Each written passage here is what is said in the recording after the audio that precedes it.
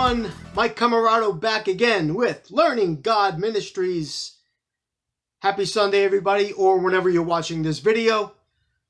This week, I wanted to talk about my story. And I know this kind of sounds self, but it's not self. It's really your story. It's everybody's story. But this is a story that I can tell. In fact, all of these messages are the stories that I can tell. And this is another of these stories. 2 Corinthians 15 through 17 states that the man becomes new again. That is what happened to me. Out with the old, in with the new. There is a new man. I have not physically altered, but I have absolutely changed because of this event. First of all, I'm not going to go too far back, but when I was born, okay, maybe that's too far back, I gave myself diabetes in my life. Gave it to myself. It's type 2 diabetes. God didn't give it to me. I gave it to me because we're in charge of what we do to ourselves. When I'm drinking a baby bottle full of Brajol and Grandma Sunday sauce, I'm bound to get diabetes when I grow up.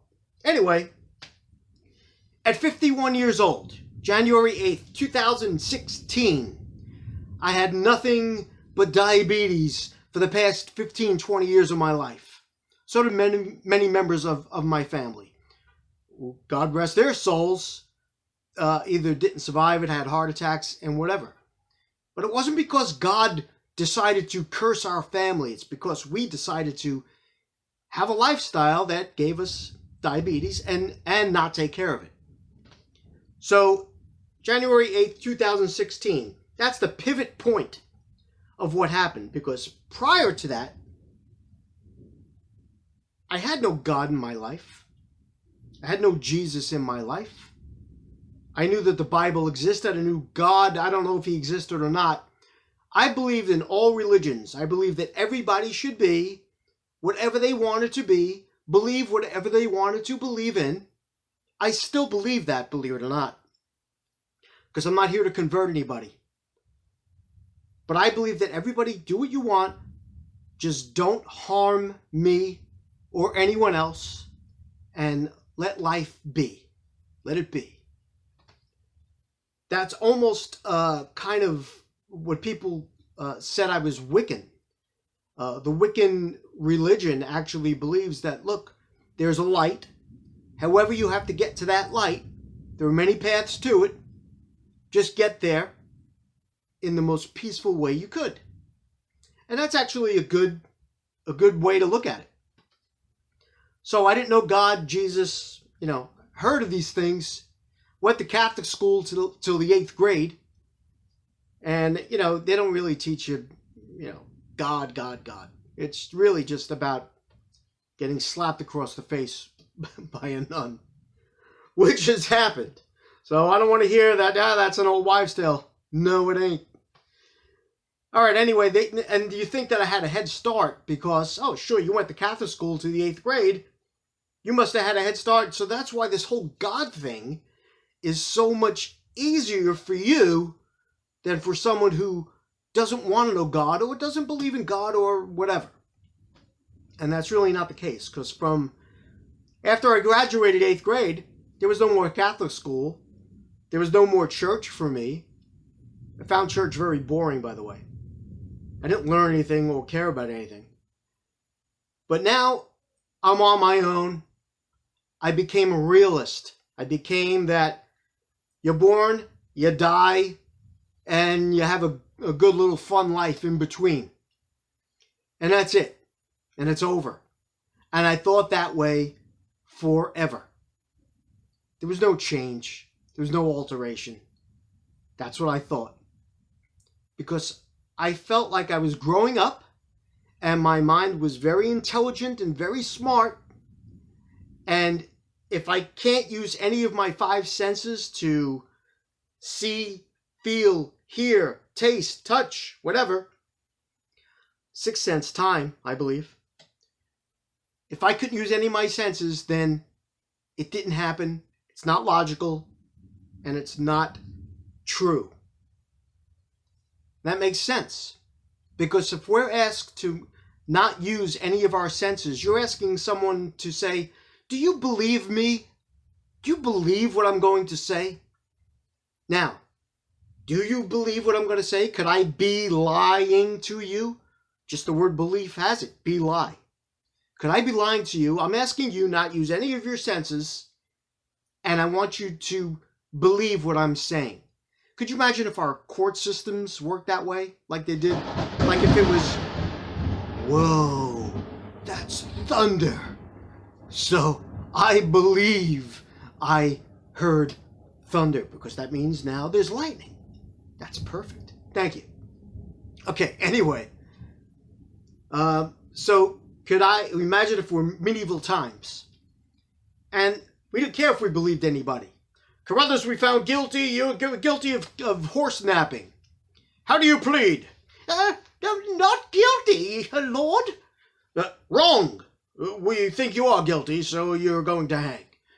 So could you imagine if we actually had a court system that worked on what we felt, we thought? No, we got to prove it. And the proof comes from the five senses that we use, that we were given, that we have within us. Whether you believe we were given it or not, we were. So without those five senses being used, we can't condemn a man to death or whatever punishment our government has decided to take out on this person. So we need proof. At least here in America we do. Although sometimes, who knows? I don't know how this court system works sometimes. Anyway, the story I'm going to tell you is about belief. I'm going to ask you to try to believe me, because I am not going to be telling you to use any of your senses to understand logically what I'm going to tell you.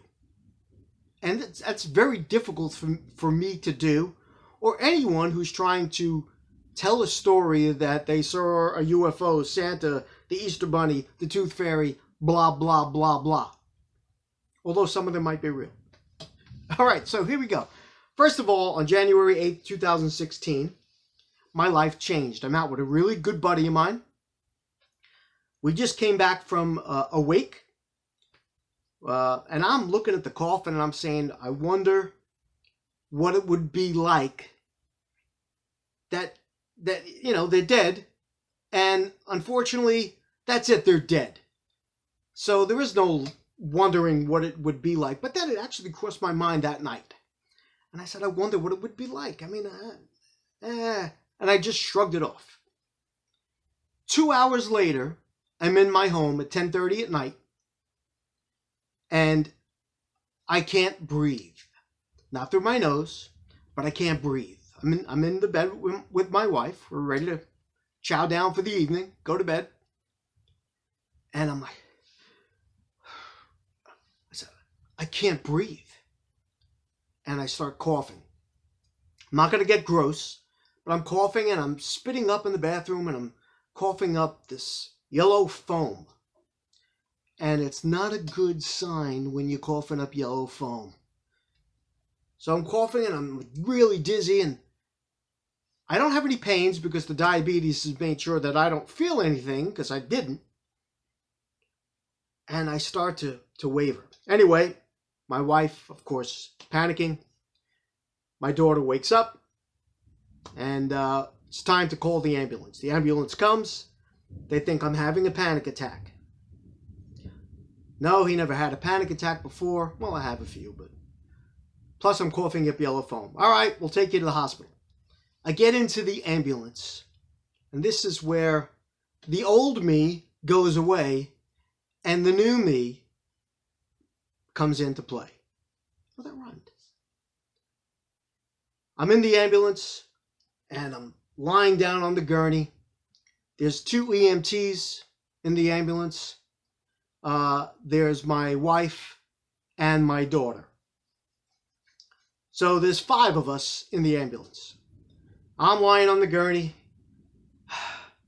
Dizzy as all heck. I can't breathe. I'm not hooked up to anything, but I do have an oxygen meter on my finger to show that how much oxygen I'm getting into my system. Anyway, 98, 99, 100, you're doing okay.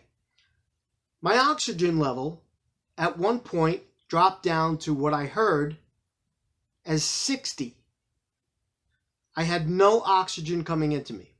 I know there's going to be a lot of scientific explanations about this, and I'm going to agree with all of them. I'm on the gurney. I can't breathe. I got a 60 oxygen, which is nil. And then it happened. Yeah, let's go to the drawing board and see what a brilliant artist came to draw. Oh, look at that beautiful picture. Okay. I don't want to show you this right away because I don't want to brag about my drawing skills. But it is brilliant art. We got to draw another person here. I forgot. Okay. Now you knew that I drew them. Here's me on the gurney. My wife and my daughter and the EMT guy's driving, another EMT in the back. He's taking my oxygen. He's making sure I'm okay. And until we realize I'm really not okay. Inside this beautiful ambulance that we have here, in like this, I see around me. I'm here. And I'm going to draw that shape again. I'm here. I see down on my body. I see, and again, everything else in here is now grayed out. When I'm here, I could see these other shapes like this right around the other people, which includes my wife, my daughter, and the 2 EMT techs. And I see 360 degrees around me all at once. I know we can't fathom that because we have our 2 eyes, and our 2 eyes go there and maybe peripherally, depending on how you can see. Actually, my eyes aren't very good, so I don't see peripherally too well. Anyway, I'm able to see the entire inside of the ambulance, which is not moving. Nothing's moving. Everything is exactly still. I see me looking over my body, and I saw myself clearly. And outside of the ambulance, I see a lot of these balls of light, spheres of light, all over the place. When I saw these spheres of light, I realized that I was that 5th sphere of light. I was a ball of energy. If the science world will have it say I was a ball of energy. I have a very dear friend of mine who I love to death, dearly. And when he heard what happened to me, he's a man of science. He's not a man of God or faith. He explained to me what it was. He says, this is the perfect law of thermodynamics. That's a big word. It's the law of thermodynamics. He told me that when I said this story 3 years later, that's what happened. It's just energy. That's true. And I agreed with him. As God as I am now, I agreed that that was what we call the law of thermodynamics, which is really the transfer of energy from one place to another place.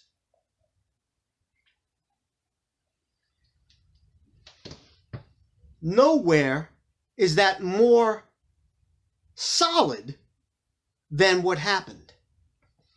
My energy, which we could all say we all have an energy, transferred from my body to what I'm going to call my spirit.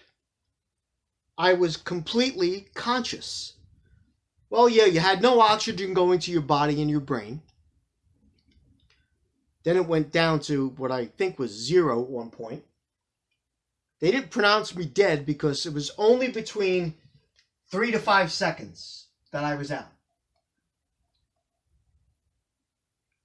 So we'll call it 4 seconds. My energy did transfer from here to here. I knew it, I was aware of it, and it happened. And then I wake up in the emergency room, flailing my arms. "You're okay," the doctor says to me. "We're going to take care of you." And I said to her, "How long have I been gone?" She says, "You're okay. We're going to take care of you." I said, "No, I've been gone for months." And let me explain why I said that. While I'm in this energy, when my energy was in this form or shape or whatever it was, for the 3 to 5 seconds of time it was here on Earth, because there's no time where I was, and I'm going to explain that too. When I'm here, I received dozens and dozens and dozens of messages. And when I woke up, that's all I thought about were these messages that I couldn't have learned in 2, 3, 4 years of constant study. And I only received this knowledge in the 3 to 5 seconds of earthly time, let's say. So in that time, these messages come to me and they tell me everything that you're going to be hearing in all of these videos that I'm doing. And again, I didn't study any of this. I didn't need to. I knew it. It was almost like it was bred into me at that moment in time. And it wasn't in language. It was just in knowledge. I know we have to teach things in words like I am to you, but the way I received it was all through knowledge, pictures, visions, emotions. I don't know what else it was other than it wasn't words. Then I hear I'm going back, meaning into my body. I want you to wait 3 years, this message tells me. Why 3 years? I don't know. Wait 3 years and then come out with the message and start telling everybody what happened. So I wake up, 3 to 5 seconds later, I'm in the ambulance room, and then they knock me out because that's it, it's all over. When I said there was no time here, this is a really strange thing about time. Time, it takes our brain time to process information.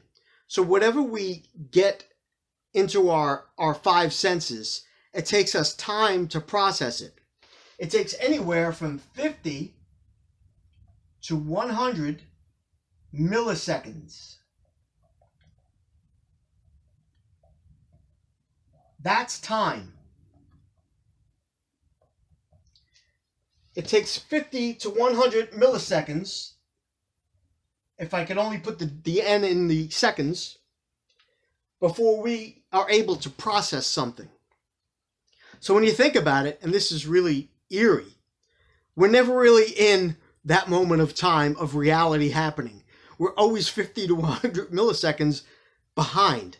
Because by the time we see something, It has to go into our eyes, hit our retinas, go into our brain. Our brain has to process it and then do whatever it does. That happens with feeling, taste, smell, all of our senses. It takes that long of a time, although it's less than the blink of an eye. You can't even feel it. But there's time. Over here, there was no time. Everything happened exactly the time it was supposed to happen, and I didn't know that until I woke up in the emergency room and I realized I felt time again.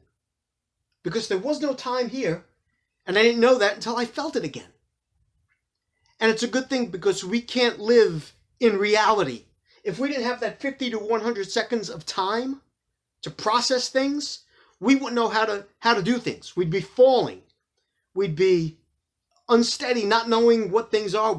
Our brain couldn't create a story as it fills in the gaps of how we think and how someone else thinks differently for us because they have different stories in their head. So our brains, that's why we process things differently. That's why the dress is either gold or white or blue or gold. I don't know, whatever that dress thing was that was floating around on the internet. We process things differently. So that's the time thing, and that's how I knew that there was no time. Anyway, 3 years later, I awake. Yeah, I didn't wake up 3 years later. I wake up in the hospital. I got a tube in my throat, 3 days. And I can't talk, and all I'm doing is writing. I write and I write and I write because I had a pad because I couldn't speak, because I had the tube in my throat, because I couldn't breathe on my own. And I'm writing that all these messages down in shorthand. It's in scribble. I have them all. They're in my personal collection. I will never, ever show them to anyone, and they're well hidden. Maybe one day people will find them, but they're not for anyone's eyes but my own. I didn't want to forget anything when I got better with all this because I knew I was going to.